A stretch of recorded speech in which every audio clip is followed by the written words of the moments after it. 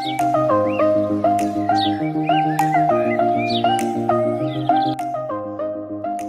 sebalik setiap kejayaan, ada seorang guru yang tidak pernah mengalah. Di sebalik setiap kegagalan, ada insan yang tetap setia membimbing. Tahukah anda bagaimana bermulanya Hari Guru? 16 Mei bukan sekadar tarikh biasa.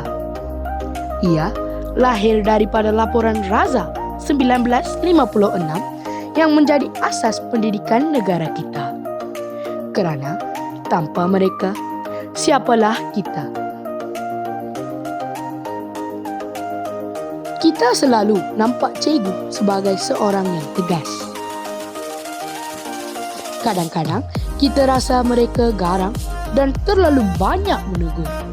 Tapi apa yang kita tidak nampak? Mereka berjaga malam menyemak setiap buku dengan penuh teliti. Mereka diam-diam risau apabila kita gagal dan sentiasa berharap kita akan berjaya suatu hari nanti.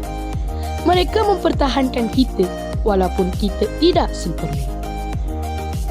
Mereka terus percaya walaupun kita sendiri hampir berputus asa.